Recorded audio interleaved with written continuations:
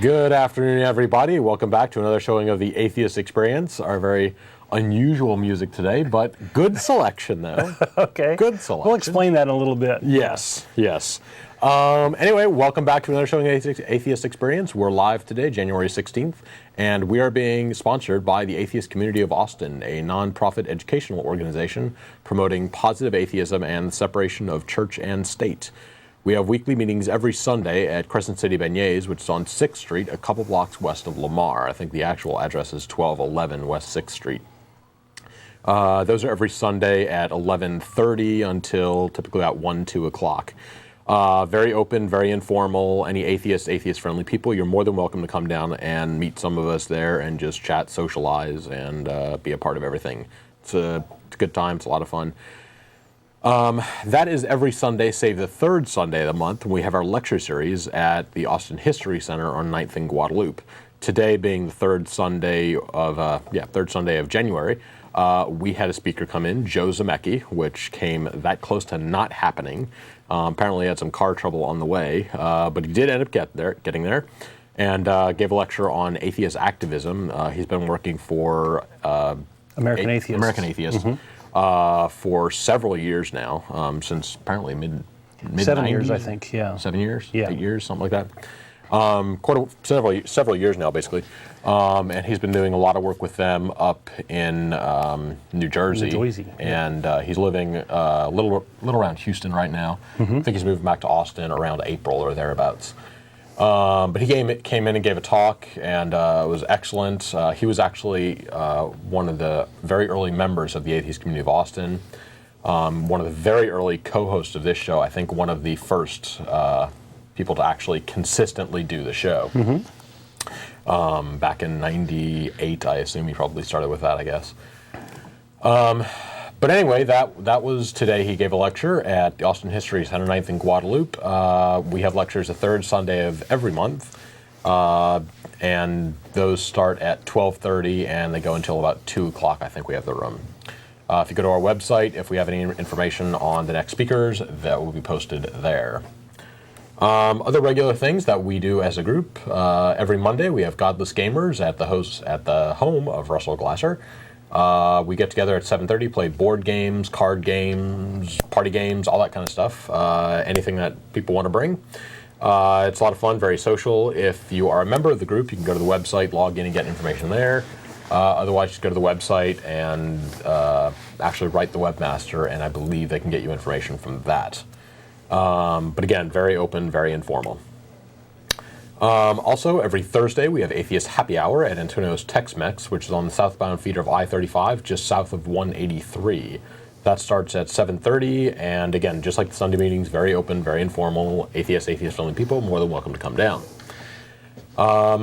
Also, every other Saturday, we have the nonprofits. Good timing on the billboard, or the text there. It's every other Saturday. They had one yesterday.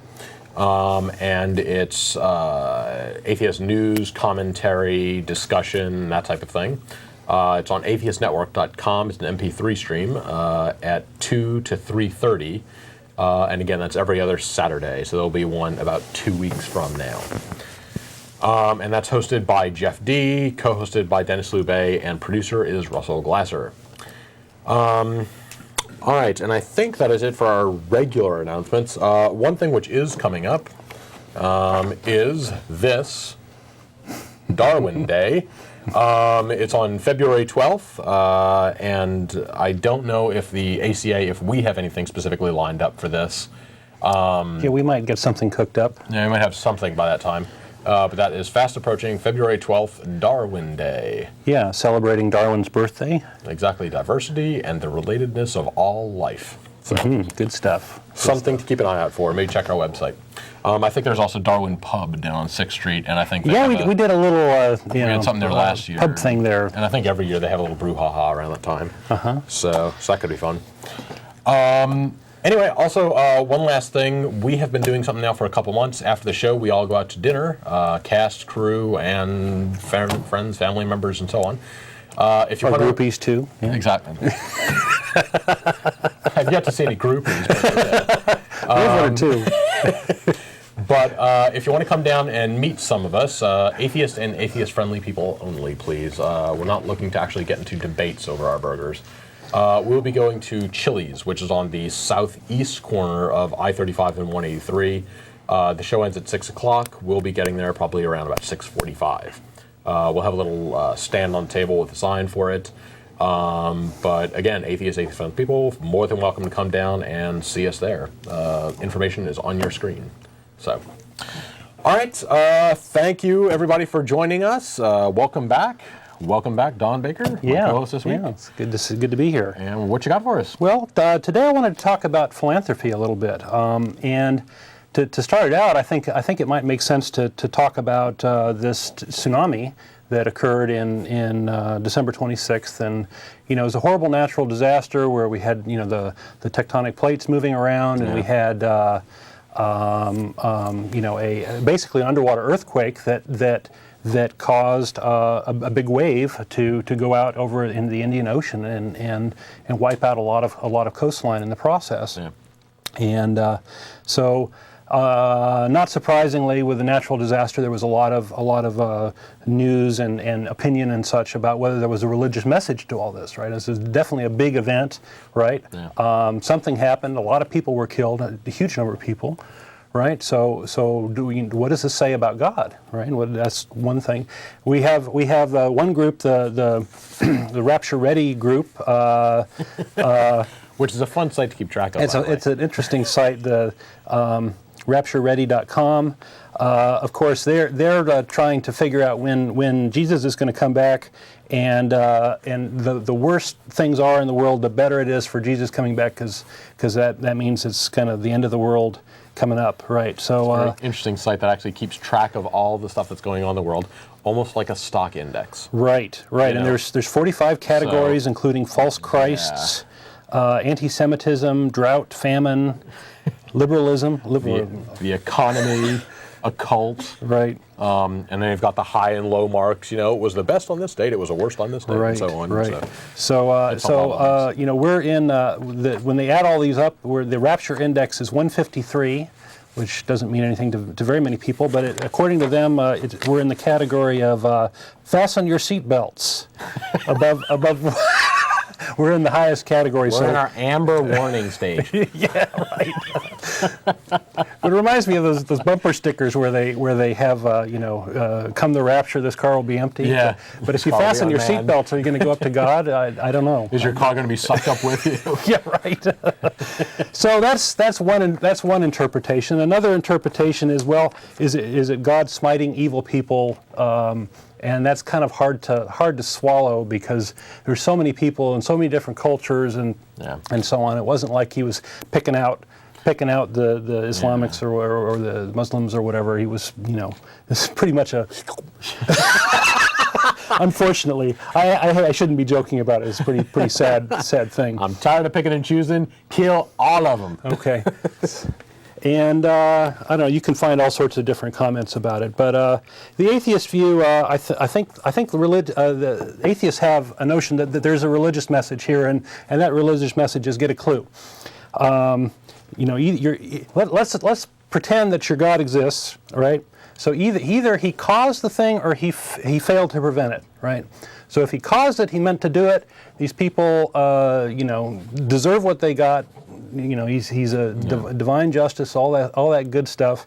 And why should you help these people out, given that you're going to potentially, piss off this God, right? And make if your goal is to get to heaven and cuddle up to this guy, who just killed 160,000 people, maybe you shouldn't be helping these folks out if they're on his bad side.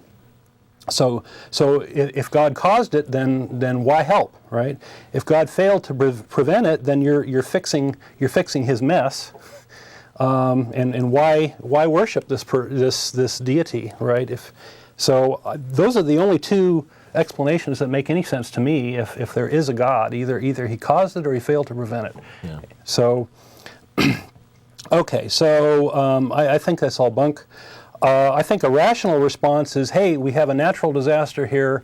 The cause is not because of somebody deciding to do something or somebody whatever. It is the movements of the earth, the plates, the tectonics, and all that good stuff. And and you want to help the people who are affected by it. You want to mitigate the damage. So from an atheist perspective or a rational perspective, we would ask, who is in need? What does natural disaster cause some problems? Who's the most needy? Where is aid most beneficial? So that's one thing you'd look. You'd look at how do you spend your money effectiveness? How do you make the most impact? How do you prevent disasters like this in the future? That sort of thing. We have the potential of having a big flu pandemic, right? And this whole notion of having vaccines and stuff is preventative, and it's very important. And I think these are the appropriate responses to a natural disaster like this: is helping out your fellow man and doing it in a way that's most effective. Would you agree with that? Yeah. Yeah. So I think of it as really a resource allocation problem. You've got so much charity money, and you need to make the most effective use of it. So in the theistic response, I think one of the big problems with the theistic response is that the theistic response is based on a broken model of the world. We have this notion that the soul is the essence of humanity, and our lives here are just a stepping stone off into Never Never Land. Or wherever, and why help anybody here if they die, they're going to go to a better place, right? Yeah. So I don't like that idea. There's this notion of, well, do you help the people who are saved, who are like you, who have your beliefs, or do you harm the people who are unsaved? This whole question of how does that play into it? There's a bit of blaming the victim, I think, in these sorts of things, that, God really meant to do this. And I can't remember exactly what it was, but I know there was a big, I want to say volcano. But this was like hundreds of years ago. Right. But basically, some of the priests and the high people in the town went around actually killing people and arresting them because it was their idea that God had, punished them in this way because these people were sinners. Oh, yeah. And so they started rounding up people and killing them and stuff like that. That's a very common notion. You are the fault of this. Mm-hmm. So yeah, that's pretty bad. You just lost half your family to a volcano, and now all of a sudden you're thrown in jail for potentially for thinking that you caused it. Right. So yeah, there's a lot of kind of crazy notions. Now I admit that a lot of Christians and a lot of people in general do a lot of good stuff, and I don't mean to disparage everybody, but there are certain attitudes that I think are just flat out broken and are counterproductive.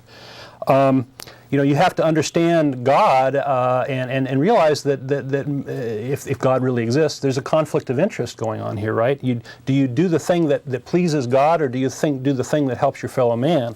And in this natural disaster situation, you have exactly this sort of thing. If God has made this statement that these people should be dying, how are you going to are you going to side with the people who are suffering that are left, or are you going to side with the God who did this thing? So there's kind of an inherent conflict of interest. Another thing is we have this notion of praying. There's a little article on CNN that Americans polled offer more prayer than cash. So it says that 3/4 of Americans surveyed in a poll released Thursday, this is January 6th, have prayed for the victims of Southern Asian tsunamis, but when it comes to cash donations, only 45% have pulled out their wallets. So these people have this notion that praying is doing something, right? And so in effect, it's stifling a potential really concrete action that would actually help people. Yeah. And people, I think, who are praying are thinking they're really doing something. Well, if God really wanted to save those people, if He's omnipotent, He could have certainly done that. There's some inefficiencies with a theistic response. I think there's this notion of if you're doing something altruistic and you're doing it to get yourself to heaven, then is it really altruism? Are you really saving? Are you really helping yourself? Or are you really helping somebody else? there's this huge hidden agenda of proselytization going on. There's an article here about in Indonesia that there's some religious tensions because the primarily Muslim community there is pretty angry with Christians coming in and proselytizing as part of their relief effort. Now, some Christian groups don't do this. I understand the Mennonites are very good about giving aid and no strings attached. But other groups are very much bring the Bibles with you and try to convert people. Yeah. And you know, be honest here. If you're there to convert people, say we're here to convert you. You know, don't say, oh, we want to give you this aid, and oh, by the way, we're going to try to convert you as part of that with this, strings attached. So I think it's fundamentally dishonest. Also, if you have a charity, an alleged charity that is doing mostly proselytization, then I feel that that cuts into the effectiveness of that charity. It's not doing the work it could, and there's the issue of sort of stealing credit. And I think that we have a lot of cases where somebody will go in and do a rescue, and oh, God saved me, or whatever. God gets the credit rather than the people doing the rescuing. We have even in our local town here, we have the Lance Armsrong, created the Lance Armstrong Foundation, which is considered a kind of a model charity. And as near as I can tell, he's an atheist. He doesn't go promote that. That's not part of his charity effort at all. Yeah. But when you ask him, whether he believes in God, and this whole issue of his cancer survivorship, he'll talk about how the doctors and the pharmaceutical companies and medicine and research was what saved him. And he's giving proper credit where credit was due. Yeah. And so if you want to look at an efficient charity that doesn't do proselytization, that's a good one. They're a very effective charity. They do a lot of really great stuff. There's lots of other charities like that, and the point here is that you don't need to be somehow affiliated with Christianity. Christianity doesn't, or religion in general, doesn't necessarily have to have automatically make it good. Right. We can have all sorts of positive things done without the need for religion. So, got a couple other things here. We have, and then we'll open the phone lines in a little bit for callers. If you want to put up the number, guys. So we have a lot of problems that we're facing as humanity. We have overpopulation of the earth. We have hunger, disease, the need to educate people, and these are sort of big moral problems, and where philanthropy can help. On the notion of hunger, we have this guy Norman Borlaug, who that song was about. Our opening song was a little rap song to this guy. He's an interesting guy. Nobody seems to know who he is. He's a Nobel Prize laureate. He's a microbiologist, a geneticist, and agriculturalist, and he's done a lot of work to develop new cereal grains using, of course, evolution and genetics and all that good stuff. And he's credited with feeding billions of people on this planet. So, this is the sort of thing that I'd like to hold up as real philanthropy. Is technology and science and reason.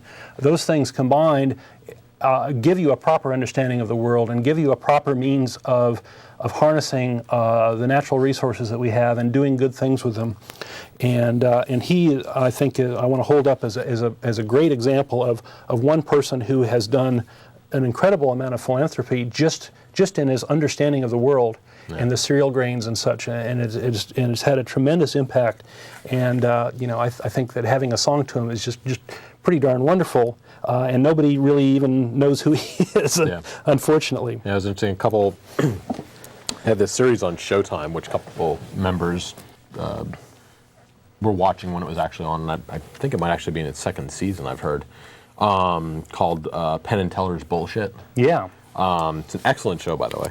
But they did one on, I think, environmentalism in general. And they had a little bit in that episode about Norman Borlaug. and it was good. They kind of showed some video of him, some of the work that he actually did, him explaining what he's done with his work, and it was just an excellent little snippet of who he is and what he's done. And they had some pretty kind words for him. Well, I learned about him from our atheist list. Somebody had wrote a little thing, and I went and looked at what he did, and it's just stunning. Yeah. And I believe he's a professor emeritus at Texas A&M. So I believe he lives in relatively close by. Yeah, relatively close by. I think he's in his 70s now. Yeah. I'd love to go meet him sometime. I'm in awe. I think that's really wonderful. So I think we can open the phone up for callers, take callers. Maybe I got a couple other little things, or we can take a call right away. Yes, phone lines are open. Phone number will be on your screen momentarily. This is a live call-in show. If you have any questions, comments, suggestions, anything to do, please go ahead and give us a call. There is the phone number. Today's topic, however, we need to update that as not rituals. Bad. We are talking about philanthropy today. So anyway, we have already got a caller lined up. We'll go ahead and take him. Gerald, you there? Yeah, how you doing there? Okay, what you got for us? Big fan of the show. Thank you. Had a couple of questions here about the little tsunami that happened. I wanted to see if you thought that maybe there might have been some little evil force, like a little demon down there pushing that plate up, maybe like a little devil with a pitchfork, some kind of force making that plate move and that tsunami happen. And no. Was there a force doing it? Yes. Would I apply to it some kind of sentience or a little human figure with a pitchfork? Nah. Plate tectonics, magma, all that kind of stuff. That's what accounts for it. It's a pretty unfortunate series of events, but that's what happened. They have earthquakes in California all the time, and you talk to a Californian and they love earthquakes. They want.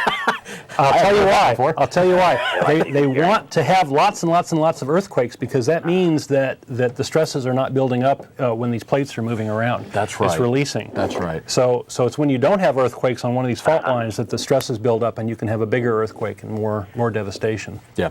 I guess I've always kind of followed a more of a traditional, Christian religion, or some might call it traditional, but. As being an atheist, did you guys believe in something like reincarnation, to where, like, if I died, I might be reincarnated as like a little spider, a little. Well, there are religions that adopt that, but atheism isn't one of them. Yeah, technically speaking, atheism is just lack of a belief in a god. Theoretically, you could have someone who believes in reincarnation, but there isn't really a god involved. Exactly. So where do you guys think that we go after you kick over? Personally, I believe that life just kind of ends. Brain activity just stops. Over. It's game over. I don't believe that there's any kind of mind or spirit or soul or anything on that continues outside of me. I've never seen any evidence of it. While I like the idea, it would be nice if that were true. I don't think it is true. Oh, that's an interesting viewpoint there. So. All right. Well, thank you for your time. Appreciate it. Okay. All right. Thanks for calling. All right. Let's see. We have got more callers. Okay. Carol, you there? Yes, I am. Okay. How you doing? Fine, thank you. How are you? Yeah, pretty good. What you got for us? Yeah, my question to you is on what do you base your code of ethics, your morals? What has brought about what you... The best, I guess, summary I've heard is actions have consequences. It's realizing that I am living in a world with other people around me. Mm-hmm. And so in order to get along with them and make life good for myself and them, it's going to take us working together. If I do things which are detrimental to other people, chances are they're going to come back and hurt me in some way or another, which is going to be detrimental to me. So it's just like if you, in other words, you have come to your conclusion strictly through what may in quote, boomerang back to you? That's a very, not exactly. I mean, there are certain things that we do and we don't do just as a matter of course. But where do you get that? Again, we have this sort of self-image where we have ideals that we want to. That would be a total conceit, wouldn't it? I'm sorry? That would be a total conceit if it's self-image. Well, I don't think I would argue that it's just that you look good. Most actions that people have are ultimately benefit themselves. So it's a me first type. It is an egotistic. Okay, well, to a certain extent, I would agree with you. Yeah. But then again, for people who go to church, they go to church every week so that they can go to heaven. No, that's not why they go. So it's basically for their own personal. It's our own personal gain. I'm going to get to go to heaven. You'd like to think that, but there are no works that anybody can do to achieve heaven. It's clearly stated in the Bible. No one can get there. So why bother helping out your fellow man? Then why bother?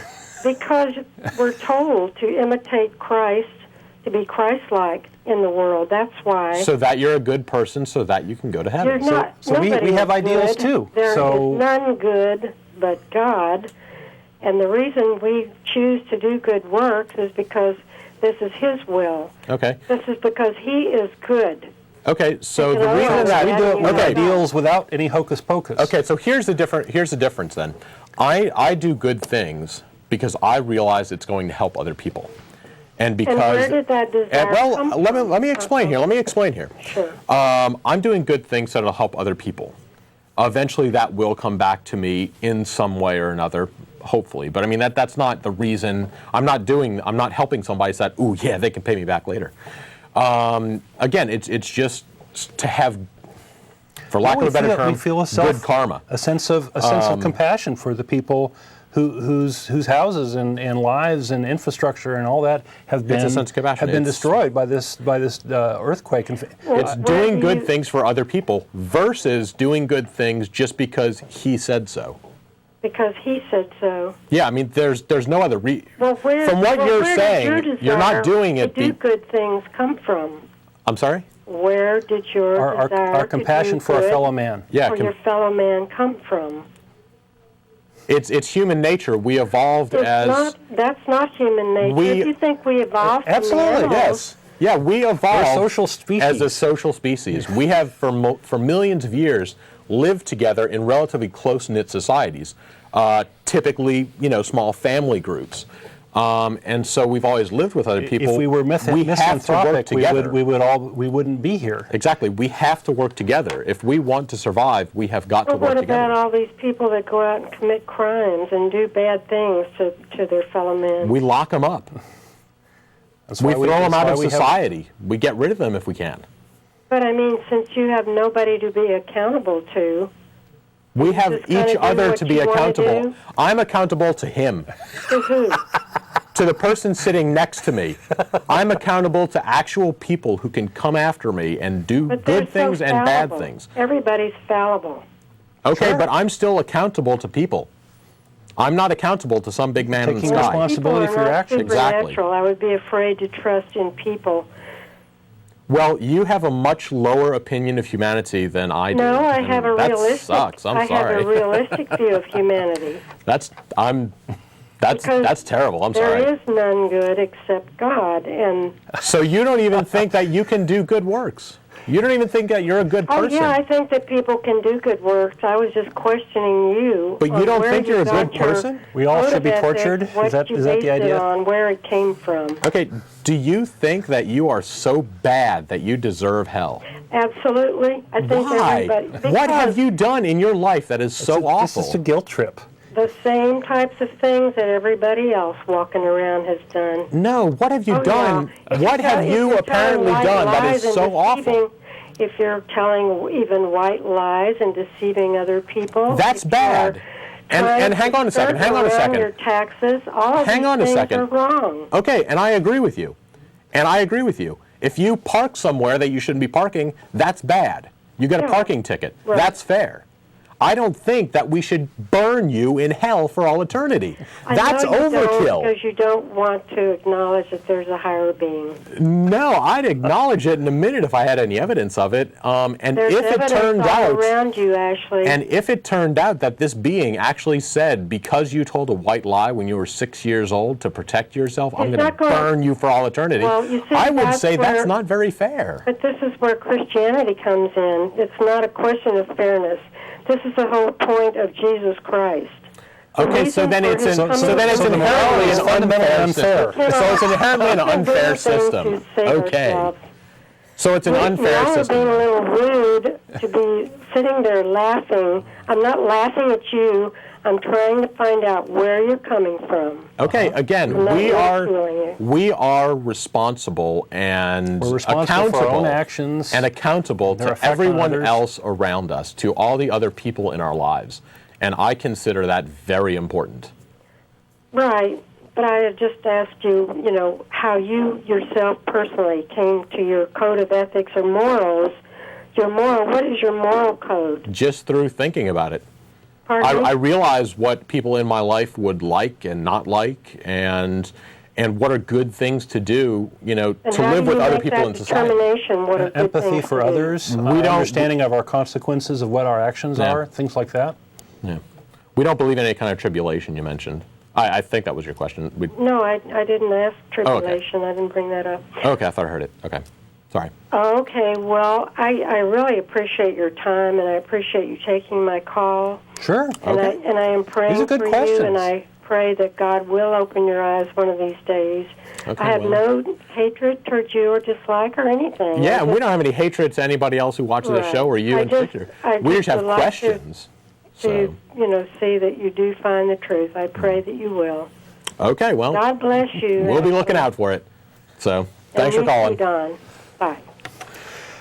All right. Coming down to saying that it is just a fundamentally unfair system.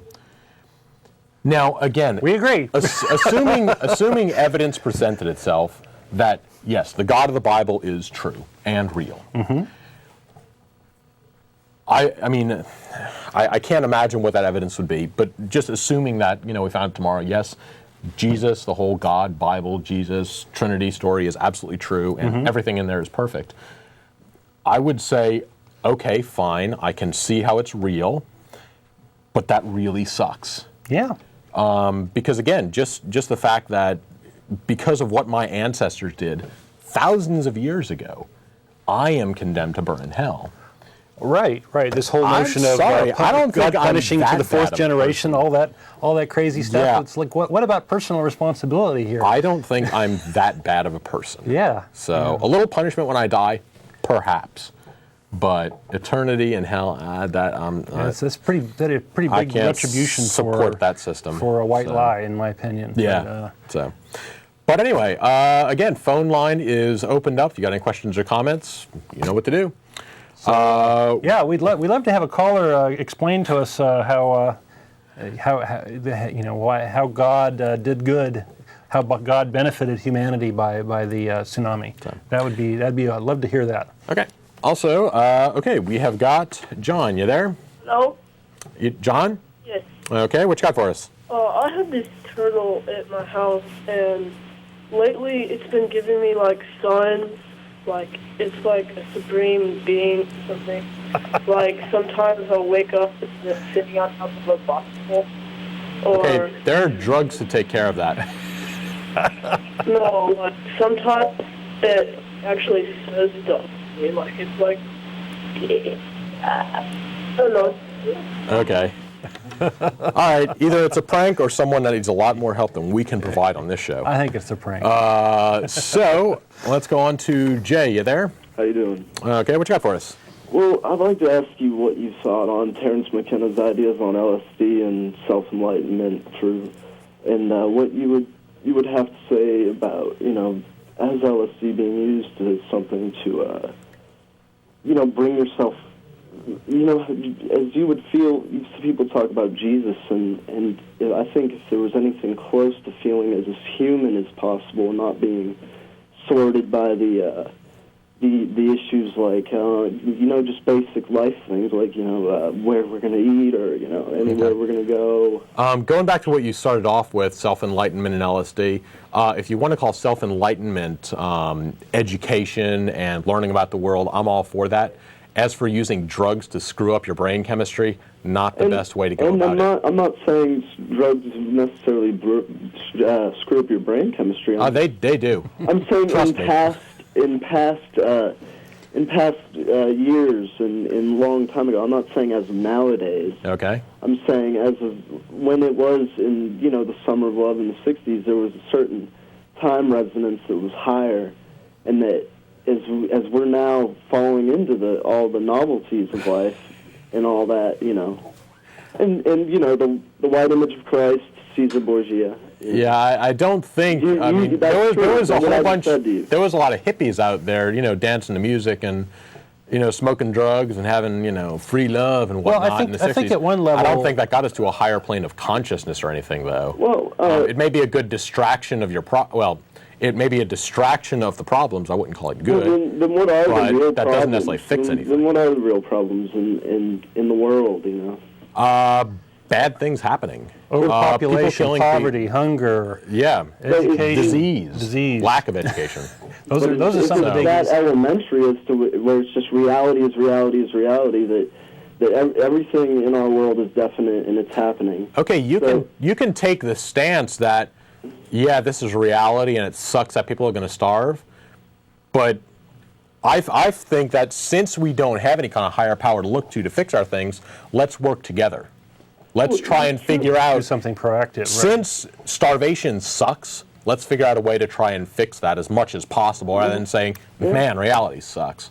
Well, that's true, but do you believe that, if these Christians believe that they believe so much that they have to burn or something, and what do they think about people that are starving? What does that have to do? What kind of destiny is that for them if they all believe that these destinies happen to where they're condemned or things are so definite and black and white that they don't know. I don't understand how it has to be so black and white with all these prison religions, Yeah. Well, maybe they'll call in and tell us because I don't get it either. Cesare Borgia, white image of Christ. Okay. All right. Got anything else for us? Y'all have fun with the show because they ain't going to be happening much longer. Okay. Thanks for calling. That's right. Life's short, eat dessert first. The show's been on for quite a while now, and it's a good time. So I don't really plan on going anywhere anytime real soon. We have our masses of minions ready to take our place. Exactly. In case of... We will take over. Wasn't there some caller that was saying that we were going to have some disaster or something among the cast or the crew or something? What was the deal? I only heard that. That was 2 weeks ago. We had a caller call in, maybe 3 weeks ago. I can't remember, 2-3 weeks ago. But saying that it was Jeff who was on the show, so it was 2 weeks ago apparently, said that something bad. He was somebody very who had, specific. He had Native American blood in him, and so he had visions since he was a kid. Something bad was going to happen to one of the male co-hosts on this show within the next 3 weeks. Okay, and it hasn't been 3 weeks yet. No, we still got about a week left. Okay. So we'll see if he's right. All right. All right. Because I had a hangnail, I was wondering if that qualified. I would say you're a male co-host. Yeah. Hangnail, bad. Apparently the guy's psychic. Maybe it did come true. Okay. Apparently the guy does have visions. It didn't take me very long to take care of it, but... Well, I didn't say it was going to be real bad. Okay. So, who knows? All right. Just curious about that. Maybe we can get more details on exactly how bad of a situation. Right. Well, or 3 weeks will go and we'll see, I guess.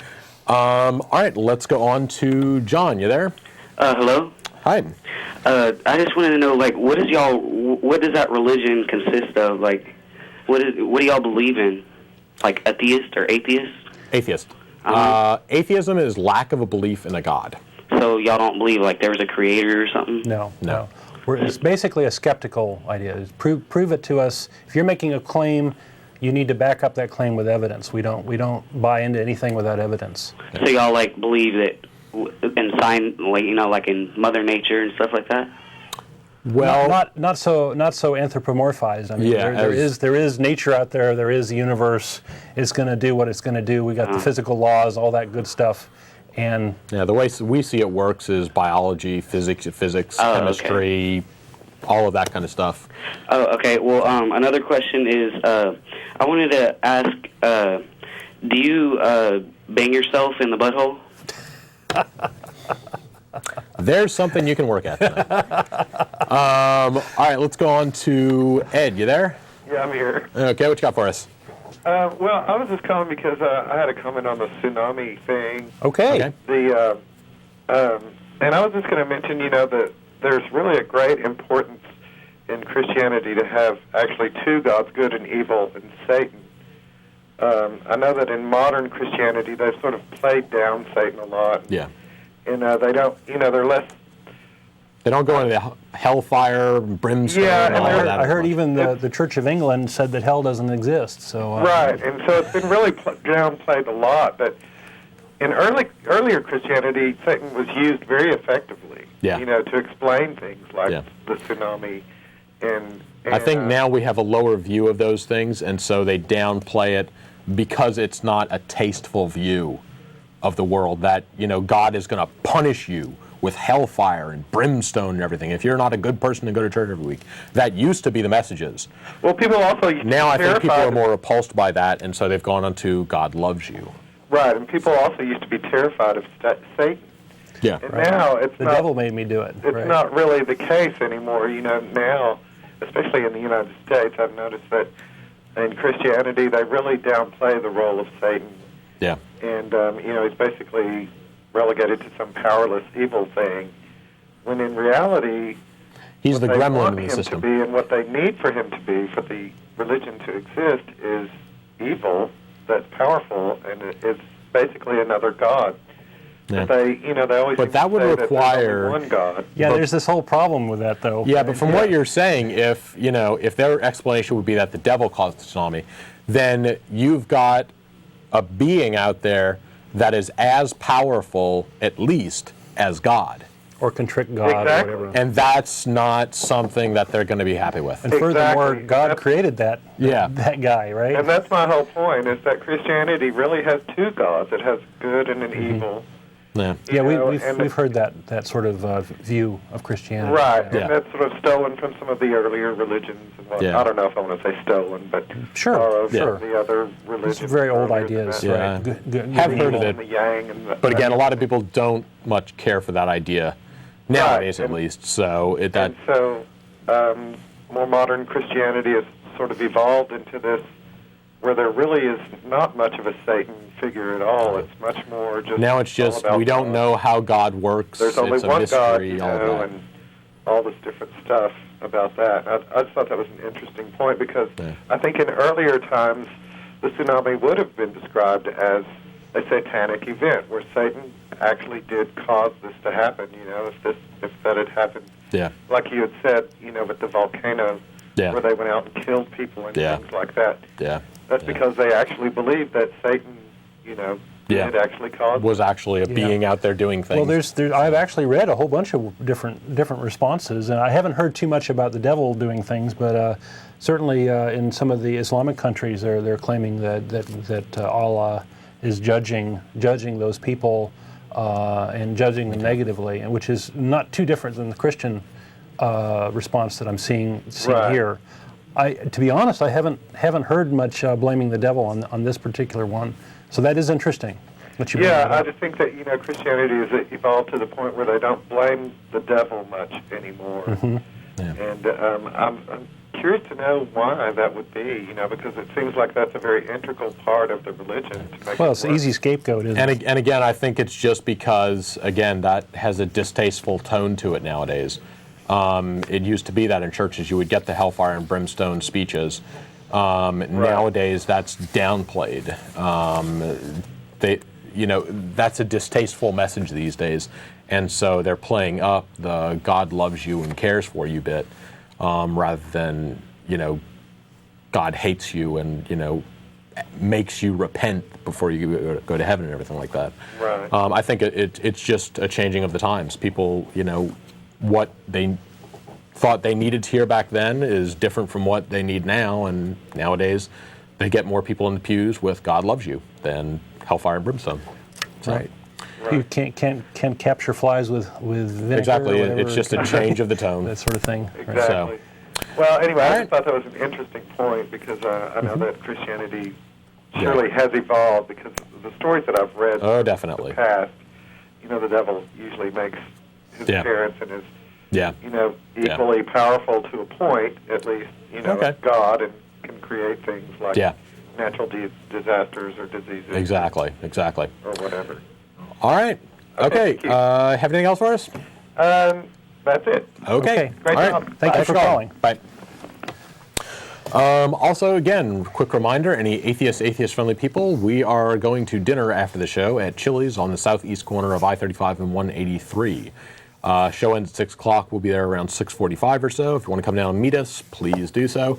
Again, please only atheist and atheist-friendly people. We don't want to try and be converted over lunch or dinner. Yeah, we do have some forums, some email lists and things for debate. And if you go to our website, you'll see those Ask an Atheist list, and there's also some message boards on our website proper. Yeah. The Ask an Atheist, it's actually a Yahoo group that's linked from our site. It's several members of the group are on that general email list, and so if you want to ask general questions, that's a good place to do it. If you have something specifically for the show, we have the email address tv@atheist-community.org. Go ahead and drop us a note there, and that'll get to all the hosts and co-hosts of the show. Yeah. All right, got our 45 minutes left in the show. Before you go on to another caller, I have a little quote I'd like to throw out. This is from the Christian Worldview of Economics, and I think it was created by the members of the Economics Committee of the Coalition on Revival. I think they're a kind of a dominionist, perhaps right-leaning group here in the United States. And one quote's kind of interesting here. They say, I'm in the middle of it here, "We affirm that the root cause of all poverty, spiritual and material, is the fall of man. That material and spiritual poverty may be brought about by sustained human sin, oppression, and divine judgment on sin." And it goes on to say that poverty is caused by an individual's own sin is just, and that the Bible and the observation confirm most poverty is due to disobedience to God's laws by individuals and their societies. So this says to me, this is kind of blaming the victim, in my opinion, that if you are poor, you don't have a good relationship with God is the gist of this. How can you possibly do any kind of missionary work if that is your view of the world? That these people I'm going to go and help are poor and hungry and all of that because they're sinners and they deserve They're it. going to benefit I'm going to help them being just to be converted, good. I think is the answer to that. I just don't get how you can possibly want to be helpful. But I think this attitude is at the foundation of this faith-based charity initiatives, in the sense that you don't give out aid without giving out belief in God at the same time. And I really think that this is kind of the core of that sort of thinking. Yeah. So that's just wanted to throw that out for thought. I don't get it. All right. Anyway, we have got more callers on the line. Phone number is on your screen. Go ahead and use it if you got any comments for us. Jessica, are you there? Yeah. Okay. What you got for us? Hello. I just want to give y'all some props. That was a really good point. Okay. Y'all y'all have a really cool show. I've been watching for about a year. First time caller and stuff. So I'm kind of nervous, but thank you. Anyway. Good for watching. I always tend to forget when y'all come on. When I say y'all come on, I'm like, oh, this is cool. But anyway, so that's your VCR. Besides all that, my question is basically I'm kind of agnostic. I guess I kind of grew up that way. I grew up Roman Catholic. Ah, so did I. In a different language. Mm-hmm. So yeah. Wait, sorry. Yeah, I actually I went to a Catholic church when I was a kid. It wasn't so far as to go into Latin masses or anything like that. Oh, yeah. It was Eastern European. Okay, yeah. Polish. So I was like, I don't get it. I got to go outside and catch lizards and bugs and, romp around and stuff. So, anyway, so I kind of grew up agnostic, sort of dabbled in just not knowing whatever. Yeah. And I had this experience, and now I'm just, confused. So, I just study everything. Okay. I love y'all's, perspective because it really sharpens and questions what I believe. Yeah. Good. And so it was Good. just this ironic thing. And, like, one of my best friends, he was atheist, and I was like, well, read this. And what do you think about this? And, like, I swear, all my atheist friends are, like, the coolest friends because, like, they seem so grounded and, like, spiritual. Like, it's really weird. And it's, like, I don't know. I think it's, like, beyond all the dogma and stuff like that. So my question is, what do you think, like, is the purpose behind, like, organized religion? Like, if there, you know, there's this idea of morals and, you know, this whole philanthropy. Yeah. I think Jeff, who does show, has a pretty good answer on that one. Typically going back to its entertainment. I'm going to give you a different answer after this one. Go ahead. I think there can be valid arguments and examples made to show that the church is a power structure used to control people and such. And while I think that can come into play at certain times, I don't think that's the main reason that most people go into religion. Right. And by going into it, I mean, you know, as a power thing. You know, people who go into it for a profession, to be a minister or whatever. I don't think they do it so much as a power struggle. I think I guess it is a form of power, entertainment, having people look up to you. Yeah. That you have answers that they don't. And it's a sense of comfort. Right. So I think that's a big part of it is just it's comforting. It's nice to know or believe that this isn't the only life that we have something more that's going to happen, that I'm going to see all of my relatives when I get to heaven. Yeah. All of this, I think those are great things. It would be, I'd love it if that were real. I just don't think it is. Yeah. What answer did you have? Well, I guess I have a counterpoint, an opposing or a different view. There's a book called Religion Explained by Pascal Boyer that I recommend. It's written from an anthropological perspective. He's going and taking a look at all the different cultures and what notions of religion they have in those various cultures and some of the commonalities among them. And one of the themes that kind of comes out is, and this may harken back to our evolutionary past, is that we have evolved, not just humans, but all animals have evolved to try to reason about the world and reason about some of the more complex things in the world, which is other animals, right? Because they have a brain and they can react very quickly and do those sorts of things. Oh yeah, like my pet rat, they're so awesome. Yeah. Anyway, yeah. So I was just wanting to be a vet like my whole life. Like animals are like really cool. So anyway, yeah, I wrote that down too. Okay, but sorry to interrupt you. To kind of finish the point here is that we are kind of hardwired to assume that there are things that are animate and acting because that is an assumption that saves our lives in many cases, right? If there's a rustling in the bushes, it could be the wind or it could be some animal that's out to get you, and you are safer. You're going to live longer if you err on the side of being more cautious and assuming it's animate and that it could potentially be a threat. Right. Very biological. Right. So we have this inbred or innate notion that maybe there are more animate things in the world than there really are. And we're more likely to believe that something is alive and that there's a purpose and that somebody is looking out for us or thinking about us or causing things, and this has grown up over time with other ideas and other sort of comforting notions like seeing your relatives in the future or this notion of judgment into more full-blown religions. So it's a tough book to kind of give a little nutshell thing, but that's one of the points he's making is that we're hardwired to believe to think of things being animate when they're not necessarily. So. Wow, it's really fascinating. Makes me think about brain chemistry and perception.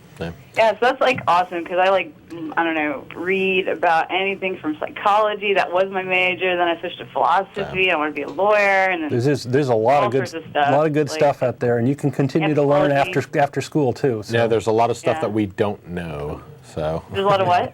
A lot of stuff that we don't know. Yeah. So. Oh yeah. There's a lot of stuff I don't know. I'm still doing a lot of reading. Don't know, and just check every angle of it. That's what I like y'all's show. Anyway, Okay. I guess that's really my question. Okay. And I should like come to some of y'all's meetings. Well, why don't you come and join us after the show? Yep. I don't have a Chili's. car. It's too far away. Maybe some other time. Okay, well, you're invited. Information is on our site for that meeting and all the others that we have. So anyone who's watching, check our website for information. Cool. All right. Well, thanks a lot. Thank you. Okay. Thanks, Sean. Okay. Bye. Going back to what was said earlier. It does have a lot of entertainment value, though. You know, got the church organ, the pretty lights, and coming through the stained glass, and. But no, going back to what was said earlier, also just about making people think about religion and such. I've always thought that's one of the most we're fascinated by the same questions. One of the most important points of this show is just to make people think about their beliefs critically, even if they come away from the show believing more firmly that there is a God, for instance. I don't have a big problem with that. If they have questioned themselves and taken a hard look at their beliefs, I'm happy with that. Virtuous. It's something that a lot of people don't ever do, is really critically evaluate their beliefs, be it religion or politics or whatever. It's not a 30-second process. I think I've spent 7-8 years doing it. Exactly. I mean, whatever it is, takes a while. Yeah. Look at whatever it is you hold close and look at it and really put it to a hard test and see what happens. Again, religion, politics, anything out there, it's a worthwhile exercise. All right, go on to yet more callers. We have got Michael. Are you there? Yes, this is me. Okay, what you got? Well, I wonder, the best answer about the source of morals I ever heard came from a Victorian Brit that said that good manners are the glue that holds society together. That's true. There's some truth to that. I think that's interesting. It's a nice simplification, basically, of we have to live together and work together. So the fundamental thing I think is consideration for others, right? Exactly. Yeah, and if the Bible was so prerequisite, you wouldn't see cultural transmission of good manners and like elephant herds and lion prides and troops of monkeys. Exactly. Which has been demonstrated by zoologists several times. Yeah. I've seen a couple different studies along those lines. Interesting point. So. Well, while I was on hold, I noticed Russell confessed to something that I didn't realize it was him. But he had earlier recommended that Pascal Boyer book, and I went and bought it and read it. Okay. And it made my hair hurt. It was so dense. It was so what? We need some lighter reading on the subject. I rarely read about religion because it just annoys me. Yeah, we'll see if there's a Cliff Notes version of it. It doesn't lend itself to sound bites, unfortunately. I wish there were a shorter version that was a little easier to grasp. It does take a long time to really sort of make its points, but it was interesting. It could be the French structure of it, so the original that made it a little thick. Could be, yeah. Okay. Yeah, we've had a couple different people in the group read and recommend the book. I haven't gotten around to it, unfortunately, but if I had more time for reading, so. Yeah, it's not a page turner. Well, that's all I had to contribute. Okay. All right. Thanks a lot for calling. Bye-bye. Bye. Okay. I got a little news item, or maybe we could do a little news item. Sure, we could hit a quick one. Or you want to hit another call? No, let's do the news really quick. Callers on the line, hang on. We'll get to you in just a couple of minutes. And we can put up the number for more callers. Okay. Yeah. So there's a news piece from January 10th about Michael Newdow, who's one of our heroes in the atheist community. He's filed another lawsuit. This time, the lawsuit is saying that a prayer at the president's inauguration is unconstitutional, and so of course. He has done a good job of annoying people, but I think that there's a deeper message here, right? The message is, if you're going to stand up and be the leader of our country and defend our Constitution, then maybe that should take precedence over whatever else you're doing. I mean, you're hired to do this job, or you've been elected to do this job of defending the Constitution and upholding the laws of the United States, and And if you're doing a Christian prayer at an inauguration, that looks like an establishment of religion to me. So I think he's got a point. And it may very well be they're trying to get this lawsuit dismissed before the inauguration. So keep an eye on that. That's a pretty interesting little deal. Actually, a couple days ago on the way to work, I heard there was one of these morning talk shows, and they talked about this story basically. And one of the callers that called in, I was just kind of slack-jawed the entire time, was talking about how atheists want this country to have terrorism and a failing economy. They want all these bad things to happen in the world because we are against the prayers. Mm-hmm. The prayers are asking for, let our president make good decisions. Let us, be fair and good in the wars. Let's have a successful economy. It's basically prayers asking for good things. Since we don't want the prayers, that must mean that we don't want that they're asking for. Therefore, we want the bad stuff. And I'm just like, no. What? No. I couldn't wrap my brain around that.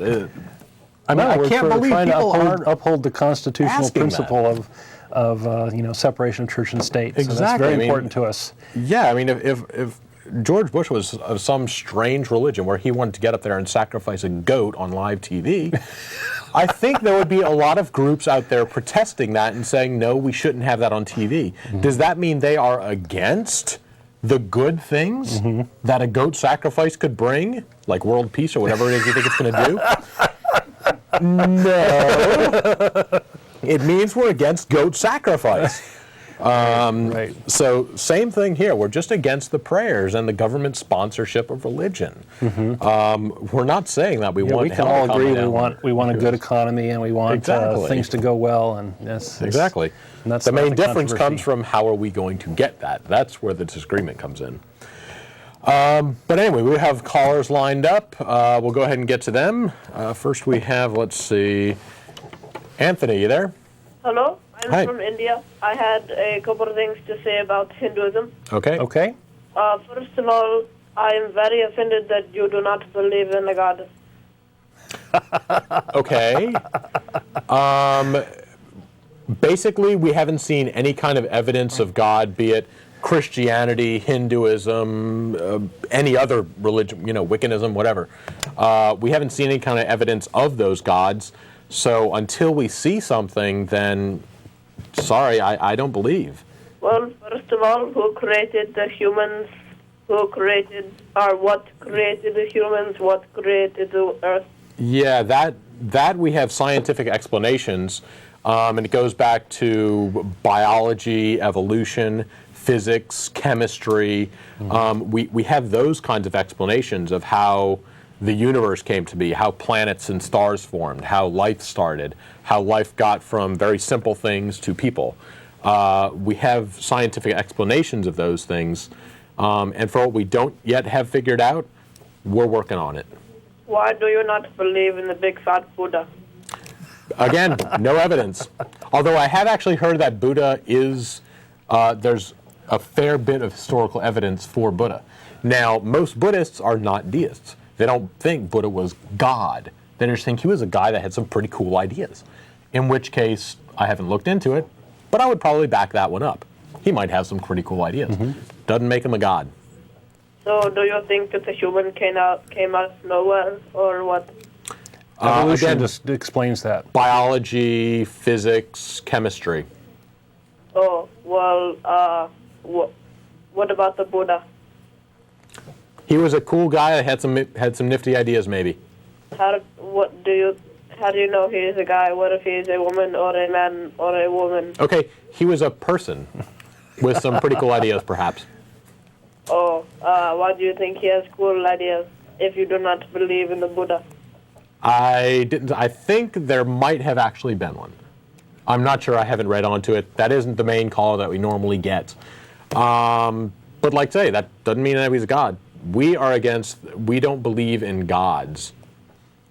Oh, well, what do you believe in then? No gods. Oh. Atheism, lack of belief in a god. Oh, then...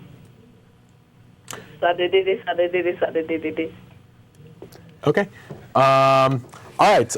Quick suggestion. Didn't quite get that. Yeah, I'm not too sure. Anyway, a quick suggestion for that caller and any other ones who are asking some really basic questions. On our website, they have a link to a fact page. It's got some excellent questions and Frequently answers. asked questions if you're not a computer nerd. Okay, I'm not a computer nerd. nerd. It's Austin, I assume that, but okay, fair assumption. Frequently asked questions on our website about what is atheism, what do we believe, where do we come from, why are there puppies in the world, all that kind of stuff. If you go to the website, they have some excellent stuff on there about that, so that's a good place to check out. All right, let's go on to Andrew. You there? Hello? Hi. I just want to let you know that I grew up like in a family of Jehovah's Witnesses, and my parents always wanted to talk me into being a Jehovah's Witness and stuff, but I really don't understand it. Do you know any pointers or anything of Jehovah's Witness? Yeah, like No, if anything, we'd be asking you about it. Because I really don't understand it. No, I know very little about Jehovah's Witnesses. Do they believe in a God? As far as I know, as far as I understand, it's a branch off of Christianity. It's a branch of Christianity. So they have the general, Christ, God, belief system. Oh, okay. How exactly it differentiates from that, I don't know. Ask your parents. Okay. Another question is it true that you bang little boys in the butthole? Very good point about the Jehovah's Witnesses. Is they're actually had a number of successful lawsuits defending the constitutional principle of the separation of church and state. Some of the original pledge rulings were from the Jehovah's Witnesses, where they didn't feel that there should be Christian prayer in school. Yeah, well, no, it was this notion of worshiping a flag and worshiping a nation. There's only God to be worshipped was their viewpoint, and so that they were very much offended by this notion of this Pledge of Allegiance idea. Yeah. And so they actually got they were actually able to sit out of the pledge. Okay. So they are actually pretty good advocates for church-state separation, and in that respect, we would like to join forces with any group, be it theist or non-theist, that believes in church-state separation, because we think that's very important. Yeah, yeah. The Jehovah's Witness. I have this book actually, which I didn't bring with me, but it's basically on all the different denominations in the U.S. It talks about it's mostly Christian denominations for fairly obvious reasons, but then it also has sections on Judaism and Unitarian Universalists and all these different There's quite a bit of diversity. But basically it kind of gives maybe a 5-page summary of here's the history of it and here's the core beliefs of this religion, or, Protestantism versus Orthodox or whatever. And they give demographics, right? The numbers and such. And approximate numbers of that and so on. It's an excellent book. I wish I brought it with me. Could go for a little Jehovah's Witness fun.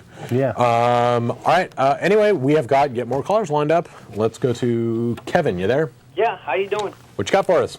Oh, I was watching your show right there, and I was watching you counseling in regards to religion. Okay. Yeah, I remember several shows back. You guys were counseling in regards to childbearing, and between both of you, not a single child. And oh yeah, you were taking that subject. Okay. And so you've come back to attack our character again. And oh, good. Yeah. Good. It was fun, and I got cut off, but that was that happens sometimes. A big point, to talk about it.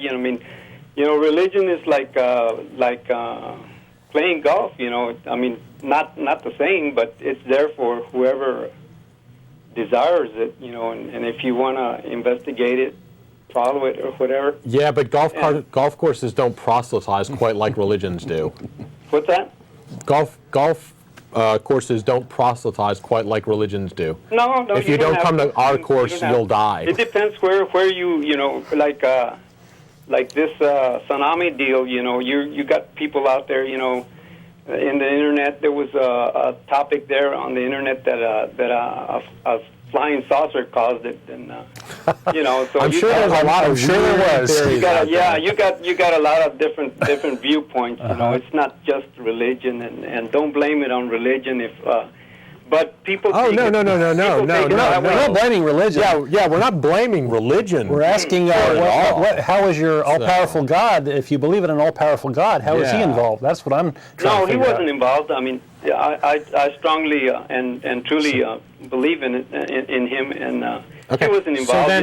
There's a natural occurrence. So I remember he allowed it to happen? I remember in one show, in one show about couple of years ago, when the Twin Towers got hit. Okay, yeah. I remember you, Don. Ashley saying, where's your God? Why didn't he stick out a big hand out of the sky and block that? A similar thing. This is even more black and white, right? And people are responsible for their own actions. And okay, but God. So wait. But apparently, your God is allowing this to happen. No. Why? So whose actions caused the tsunami? Like me right now, if I take a gun and do something, I can distort my actions by blaming it on something, on a God, real big on personal responsibility, or on a cat that walked the, Okay, but how was the tsunami somebody's personal responsibility? I'd like you to explain that to us. What's that?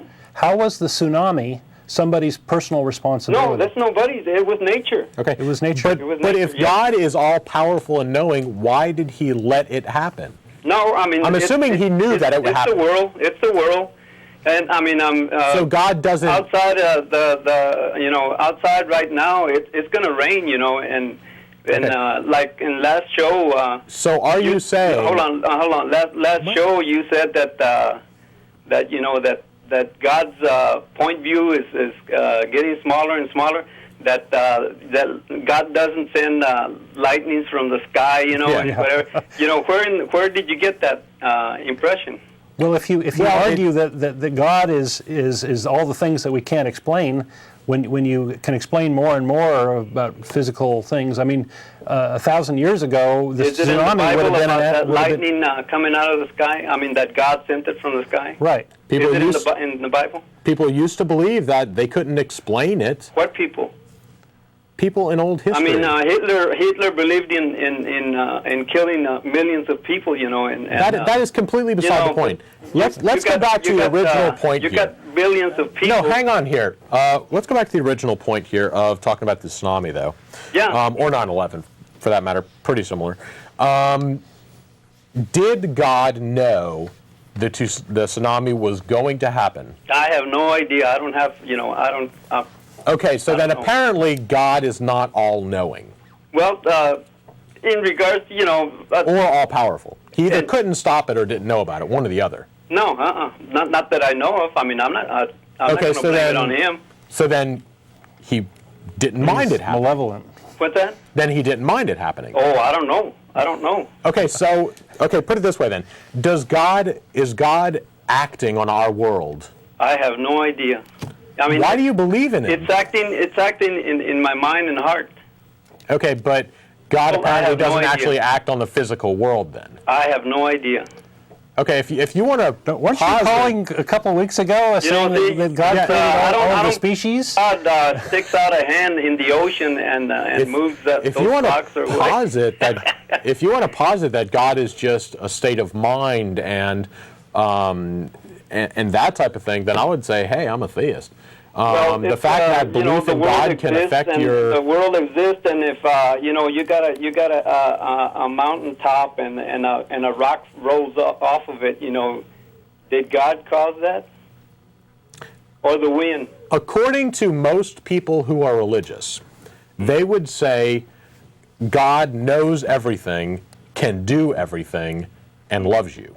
Yeah. Therefore, he knew that rock either caused the rock to go down, or he knew about it. Now, if it runs through a city and kills 3 people, he either knew about it, caused it, or didn't care. No, that's where one of those three things distort the situation there.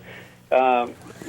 Through people's action, That's how God works. Okay, through but people's actions. Okay, so God.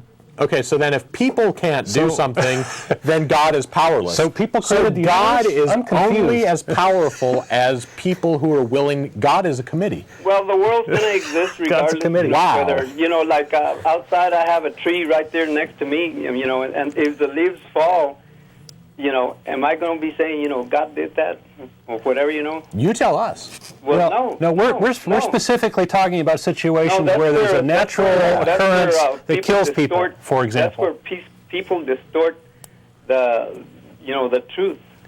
Okay, but what's the truth? So God's irrelevant to our... That 81-year-old atheist that, that just recently converted to creation science. Well, there's a little bit more to it than that, but yeah, I know what you're talking about at least. Mm-hmm. Yeah. Can you give me some background in regards to him? No, I don't know all that much. Anthony Flew? Are you talking about Anthony Flew? Yeah, it's Anthony Flew. Was he an influential atheist? Not to me, no. He may have been 40 years ago, but yeah, is he well known or I did not recognize the name. Mm-hmm. When I heard about it, I did not recognize the name. Right. So he may have had some good ideas, and apparently he did. Now that I have heard about him, and looked up some of his stuff. Atheistic ideas. He apparently did have some pretty good ideas. Atheistic ideas. Well, ideas on how the world works. Yeah. He had some pretty good ideas. Mm-hmm. Apparently, he had one or two bad ideas too. Mm-hmm. Most recently, nobody's perfect. So nobody's perfect. Yeah. People distort situations. Like the last show that you like were calling Anthony Flew a creationist. Doing in regards to childbearing, without no child of your own, yet you were counseling the public in regards to what's good and what's bad, So apparently you can only possibly know what is good for children if you have children. Well, I know a lot of people who really disagree with you on that one. No, you don't have to, but it would be helpful. Okay, then. You just contradicted yourself. Then thank you. You just validated what we said. But it would be helpful. I mean... not necessarily. If there's a sentence out there and you read it, you can distort it in like Bill Clinton says, it depends what is, and okay, you're still getting all over the map here. Yeah. Again, or what was that reason for going that back war? again? Let's go back to the whole God thing, though. Yeah. If you don't know what God does, he works in my mind, in my heart, and in my soul. He works in me. Okay, so again, if it's nothing more than influence, I like to go to the beach, and okay, but again, that wave when it's coming in, it's the ocean. So do you think that you should? I'm not going to be saying, you know what? Okay, so do you think the universe? So do you think that you should be worshiping this God, given that he doesn't have a direct influence on the world and condemn people to hell and bring them to heaven and stop tsunamis and whatnot? Should you pray to this being? And you're on the air now again. You're back, Michael? Me? Am I on? Yep, you're there. Okay. Well, I had a major question I wanted to ask, but... I'm sorry. Wow. Mike, is that you? Yeah, Mike, yeah. Okay, I'm sorry. I think we just had a mix-up on the lines here. Is somebody ahead of me? I think I see what was going on. Anyway, I'm sorry. You're on the air now. We'll move forward. What can we do for you? I'm sorry. Yeah. Well, first of all, the Patriots just went up 13-3, and... okay, thanks. It says... the Beckler was talking about... there's a subtle subduction of youth. We talk about golf, Okay, yeah. And it doesn't try to proselytize people. Well, there's a subtle seduction of youth that Major League Sports does. And if you don't succeed at it, you're doomed to be a loser. True. And for instance, that's one thing. But true, also, but when you mentioned golf, I was thinking golf rather than Major League Baseball, football. Golf isn't out there quite. They're going at it like young golfers now. There's a 15-year-old golfer. It's becoming the same thing as like I want to be a basketball player now. I want to be. Yeah, it's a bit also more as far as the tsunami thing goes. I mean, to me, that's the price you pay for living on the beach. you can always get wiped. Right. I mean, there's certain risks that you take by making certain choices in your life. I mean, that's if right. you want to live in the center of the country like we do, where it's hot as hell all the time or cold as hell all the time, and you're safe from the water and the ravages of the water. Stay out of those mobile homes, and watch All out you for got to those do is tornadoes. dig a hole to get away from the tornado, and you're set. There's no earthquake, there's no nothing. But you have to. The price you pay is you don't get to live. Yeah, I think California's been sending a message to a lot of people out there for a long time now, and they're just not getting it. Mudslides, fires, earthquakes. Yeah, I lived there for 8 years in Berkeley, and I felt an earthquake at one time, and at 4.0, and that was enough. I was just like riding my bed, like what the? Yeah, they kind of wake you up, don't they? But I didn't go, oh God, doing this. I'm not an atheist. I'm a Christian. I'm not even. I don't proselytize anybody. I don't care. Yeah. But I did want to have a question for you. My major question is, do you believe in human soul? No. Human soul? Not by the normal definition, no. Again, I don't think there's anything outside of my physical being that's going to survive after my death or controls my thought or anything like that. Oh, okay. Where I was going to put my question was, if you do apply a definition to a soul and you have a definition of one, then you believe that the soul is as disposable as your body. I think if we had a soul, then no, that would be more valuable than your body because it would live on longer. And potentially that could be, something for reincarnation, whatnot. But again, no, I don't believe in any souls. I don't think that they exist. But do you believe that there's a possibility that you're wrong? Sure. Again, if somebody presents evidence out there of a soul, God, or whatever, then sure, I'm willing to go with that. Yeah, but like I say, I haven't seen any evidence yet, and I've seen more problems with the theory, in practical terms. How would it work? All these kind of things. Yeah, I have yet to hear a coherent explanation for how people have come to have souls and the whole, exactly. This whole notion the bureaucratic stuff involved alone is hard to deal with. So. Yeah, all the nonsense, all the cellulite and gross that goes attaches itself to religion, I just don't even ignore it totally. I don't, I've been around for so long that I just look for the main vein of truth in each religion. It's always the same thing, It's just like one major truth in each religion. Well, I admire you for good, better than evil, basically. Weighing the evidence and taking a look at what the religion is good or bad. And there's a growing movement in the United States. This nuns. I don't know if you've ever heard of that. NONE is kind of the none of the above category when people are asked about their religions. And this is one of the largest growing groups in the United States as far as demographics. It's something like 15% of the Americans would fit in that category, and that includes atheists, but it's a much bigger category of people like you who have beliefs but don't necessarily go to a church or have a formal religion. Yeah, all the laws that they attach, like the ones with drinking and abortion and yada, and that's why they've alienated so much youth. That's why there's so much youth who have been raised to think they're totally free, and which we are, but you're supposed to be free. You're raised to be free, but then when they say, well, by the way, if you get raped, you can't get an abortion, and because God will get you. And if God doesn't get you, we sure will. So that's why there's evidence that some of the religious beliefs actually increase the divorce rate. Because they kind of overload the institution of marriage with other things that people want to have, but they don't necessarily have the basis of a strong marriage. They're satisfying their church or engaging in premarital sex without condoms because they didn't know, and all of a sudden they're pregnant, so they got to get married. I think if you actually look at it, the more religious, strongly religious the denomination, typically the higher the divorce rate. And so it's like atheists and agnostics have like a really low divorce rate. So. Yeah. I'll let somebody else talk now. I don't want to hog the airlines. Well, thank you for your call. Thanks for calling in. Thanks a lot. All right. Okay. Let's go on. We have got a couple more callers lined up. Again, quick reminder to anyone who is watching. The show ends in a couple minutes. We're going to be going down to Chili's, which is on the southeast corner of I-35 and 183 after the show. Any atheist-friendly people, more than welcome to come down to meet us and have a couple burgers and fries.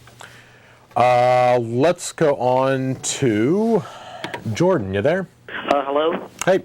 I want to know, I have a few questions here. How does George W. Bush's Christian beliefs interfere, with his presidency?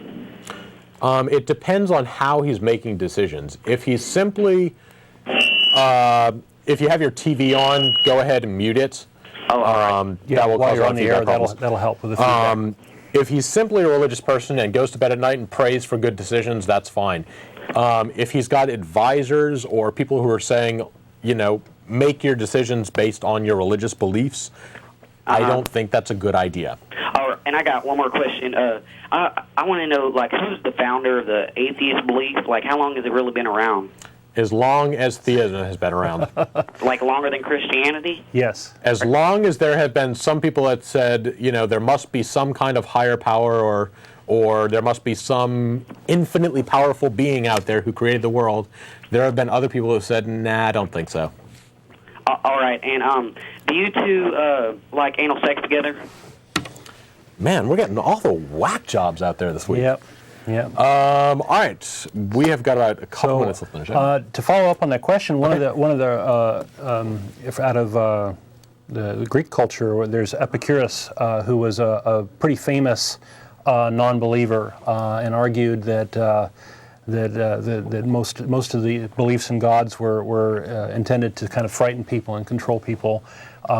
Very, very brilliant man. I highly recommend taking a look at his philosophy and what he thought up. And this is before the time of Christ.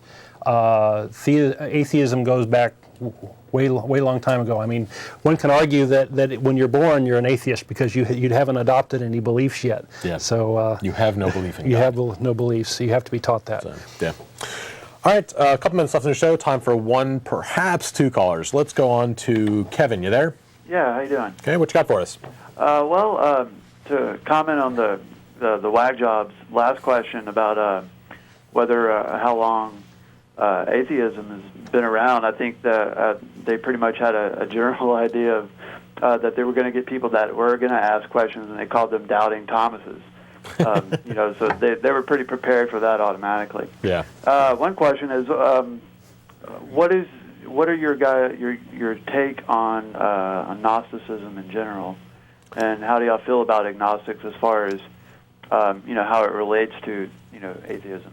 Gnostic and agnostic is your knowledge. Most people are, if pressed, agnostic theists. They admit that they can't prove, they don't know for a fact that there is or isn't a God, but they choose to believe. Right. I count myself an agnostic atheist. I can't prove that God doesn't exist. I don't know that God doesn't exist. Right, because a true person of science doesn't discredit anything that they don't have evidence of. Yeah. Which means that possibility is always there. It's just that there is a lack of evidence. Yeah, there's no evidence. There's big problems with the idea, so I don't believe in it. If evidence comes along tomorrow, I could change my mind, but it has to be something pretty big. And somebody brought up earlier the possibility of aliens did something to it. What do y'all believe that? I mean, as far as I'm concerned, I do not have a problem believing that